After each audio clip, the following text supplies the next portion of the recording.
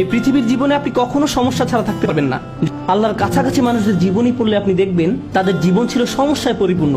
যখন মানুষ আপনাকে বলতে থাকে আল্লাহ তোমাকে অপছন্দ করেন, তাই তোমার জীবনে এসব ঘটছে, বিপরীতে আপনিও ভাবতে শুরু করে দেন আল্লাহ মনে হয় আমাকে শাস্তি দিচ্ছেন। আমাদের সবারই জীবনে কোনো না কোনো সমস্যা রয়েছে যা আমাদের শান্তিতে ঘুমাতে দেয় না।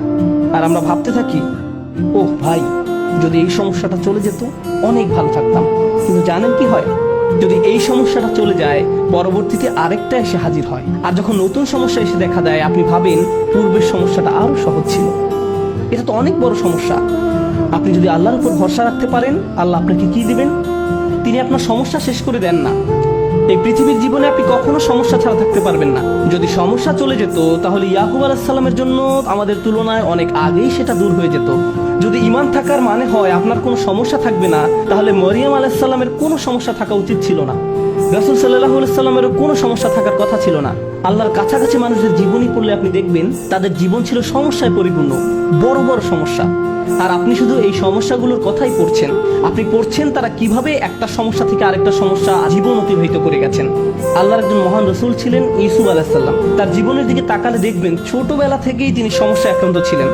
তাহলে আমি এই প্রশ্নটি বারবার করছি, আল্লাহ তাহলে আপনাকে কি দিচ্ছেন? আপনার জীবনের অতি ভয়াবহ সমস্যার সময় যখন আল্লাহর উপর পূর্ণ বিশ্বাস রাখেন, এর বিনিময়ে আল্লাহর কাছ থেকে কি পাবেন? যখন মানুষ আপনাকে বলতে থাকে আল্লাহ তোমাকে অপছন্দ করেন, তাই তোমার জীবনে এসব ঘটছে, বিপরীতে আপনিও ভাবতে শুরু করে দেন আল্লাহ মনে হয় আমাকে শাস্তি দিচ্ছেন, তাই আমার জীবনে এসব বিপদ আপদ ঘটছে। সেই মুহূর্তে যদি আপনি আল্লাহ সম্পর্কে সুধারণা পোষণ করতে পারেন, আল্লাহর প্রতি ভালোবাসা, নির্ভরতা এবং বন্ধন বজায় রাখতে পারেন যে না, আল্লাহ আপনাকে কখনো ছেড়ে যাবেন না, এর বিনিময়ে তিনি আপনাকে কি দেবেন? তিনি সে লোকের হৃদয়কে পথ দেখান। আমি আপনাদের গ্যারান্টি দিচ্ছি, যদি আপনার সমস্যা চলে যায়, যদি সে সমস্যাটা অর্থ সংক্রান্ত হয়ে থাকে, এরপর অর্থ আসতে থাকে, যদি এটা পারিবারিক সমস্যা হয়ে থাকে এবং সমস্যাটা দূর হয়ে যায়, এই দুনিয়ার কোনো অর্জনই সেই একটা গিফটের তুলনায় কোনো মূল্য বহন করে না। আর সে একটি গিফট হলো ইয়াহদি কলবাহু, তিনি সে লোকের হৃদয়কে পথ দেখান। আপনার অন্তরে প্রশান্তি থাকবে। জীবনে যাই ঘটুক না কেন আপনার মুখে তখনও হাসি থাকবে। তখন মানুষ আপনার দিকে তাকিয়ে বলবে, আরে তুমি হাসছো কেন? তুমি কিভাবে ঠিক আছো? দেখো না তোমার কি অবস্থা হয়েছে। আপনি তখন বলবেন হ্যাঁ, সব ঠিক আছে। যদি আপনি এই আচরণ রপ্ত করতে পারেন, এমন অনেক মানুষ রয়েছে যাদের টাকার কোনো অভাব নেই, তারপরেও তারা ঘুমাতে পারে না। আপনার কল্পনায় যেসব কিছু মানুষের জন্য সুখ নিয়ে আসার কথা তার সবই তাদের আছে, কিন্তু তবু তাদের মানসিক শান্তি নেই। তাদের নেই সেটা, তারা নিজেদের উপর খুশি নয়। বিভিন্ন রকম ড্রাগ এবং মদ পান করে, বাস্তব দুনিয়া থেকে নিজেদের সরিয়ে রাখে। তারা বাস্তবতার মুখোমুখি হতে পারে না। অন্য মানুষরা তাদের ভিডিও দেখে বলে ওয়াও, তাদের বাচ্চাদের দোলনাটা কি সুন্দর, তাদের গাড়িটাও কি চমৎকার, আমরাও এগুলো চাই। ইয়া লাইতালানা মিসলা মা উতিয়া করুন, ইস কারুনের যা আছে আমার যদি তা থাকতো। বসের মতো জীবন। পক্ষান্তরে আপনি যদি আল্লাহর দিকে ফিরেন, তাহলে তিনি আপনাকে এমন কিছু দান করবেন যা কোনো টাকার অঙ্কে কেনা সম্ভব নয়। খ্যাতি বা জনপ্রিয়তা যা আপনাকে দিতে পারবে না। আর তা হলো ইয়াহদি কলবাহু, তিনি আপনার হৃদয়কে পথ দেখাবেন। এটাই ঈমানের সর্বশ্রেষ্ঠ পুরস্কার। এটাই হলো বিপদে পড়ার সর্বশ্রেষ্ঠ পুরস্কার। এখন আলোচনার উপসংহারে এসে বলতে চাই, মানুষ অনেক সময় বিভিন্ন সমস্যা আটকে পড়ে। আপনি আটকে পড়েছেন, আমি আটকে পড়েছি। কখনো কখনো আমরা এখান থেকে মুক্তির কোনো উপায় দেখি না।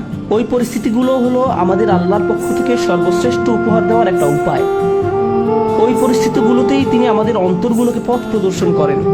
আমরা যদি কেবল সেই পরিস্থিতিগুলো ব্যবহার করে আল্লাহকে পেতে পারি, আল্লাহর সাথে কথা বলতে পারি, এর জন্য আপনাকে আরবি জানতে হবে না, এর জন্য আপনাকে অনেক বেশি কুরআনও জানতে হবে না। জাস্ট আল্লাহর দিকে প্রত্যাবর্তন করুন আর বলুন, ইয়া আল্লাহ, আপনি তো সর্বশ্রেষ্ঠ পরিকল্পনাকারী।